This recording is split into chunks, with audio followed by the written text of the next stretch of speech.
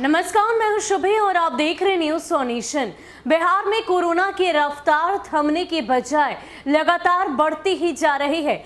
स्थिति अब भयावह होने को है। एक तरफ जहां राज्य सरकार की तरफ से एहतियातन कई सारे कदम उठाए जा रहे हैं, दिशा निर्देश दिए जा रहे हैं कि किसी भी तरीके से कोरोना के इस बढ़ते हुए रफ्तार पर लगाम लगाया जा सके, तो वहीं कोरोना लगातार अपना पांव पसार रही है। इस बात को हम आंकड़ों से स्पष्ट कर सकते हैं। जिस तरीके से पिछले कुछ दिनों से लगातार कोरोना के मामलों में इजाफा देखने को मिल रहा है। हाल ही की बात करें तो पहले 1080 केस आए, उसके बाद 1127 केस सामने आए और उसके कुछ ही दिनों बाद यानी कि अगर कल की बात की जाए तो स्थिति और भी भयावह होती दिखाई दी। यानी कि एक दिन में 1911 कोरोना संक्रमित मरीज पाए गए हैं। आपको बता दें कि इससे पहले 2020 में 5 सितंबर के दिन 1978 मरीज सामने आए थे और ठीक वैसा ही कुछ आंकड़ा इस बार फिर देखने को मिल रहा है। ऐसे में जाहिर सी बात है, राज्य सरकार की तरफ से हर वो पहल की जा रही है,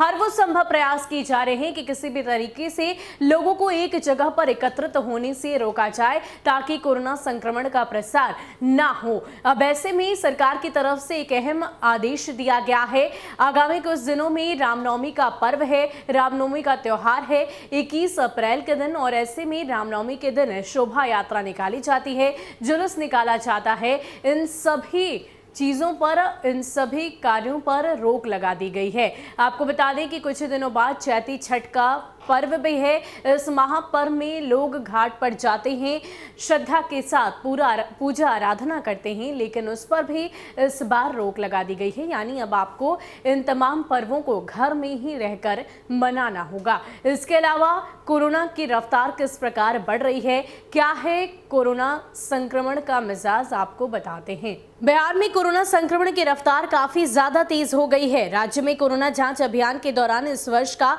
अब तक सर्वाधिक 1911 नए संक्रमितों की पहचान की गई।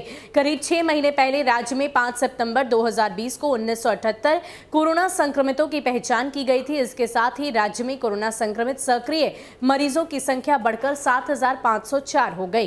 राज्य में पिछले 24 घंटे में 328 संक्रमित मरीज इलाज के बाद स्वस्थ हो गए, जबकि इलाज के दौरान 4 संक्रमितों की मौत हो गई है। राज्य में कोरोना संक्रमित मरीजों के स्वस्थ होने की दर 96.68% रही। मिले 743 नए संक्रमित। दूसरे जिलों का ये हाल है। गया और भागलपुर में आंकड़े 100 से पार जा रहे हैं। पटना में सर्वाधिक यानी कि 743 नए कोरोना संक्रमित मरीजों की पहचान हुई। इनके अतिरिक्त गया में 201, भागलपुर में 145, जहानाबाद 39, मुजफ्फरपुर 93, सिवान 15, अररिया 42, अरवल में 14, औरंगाबाद 16, बांका में 12, बेगूसराय 56, जमुई में 15, कैमूर में 30, किशनगंज में 19, नालंदा में 33, पूर्णिया में 31, रोहतास में 20, सहरसा में 26, सारण में 38 नए संक्रमितों की पहचान की गई। इसके अलावा स्वास्थ्य विभाग के अनुसार राज्य में अब तक कोरोना के 2,73,830 संक्रमितों की पहचान की जा चुकी है। इनमें 2,64,730 संक्रमित मरीज इलाज के बाद स्वस्थ हो चुके हैं।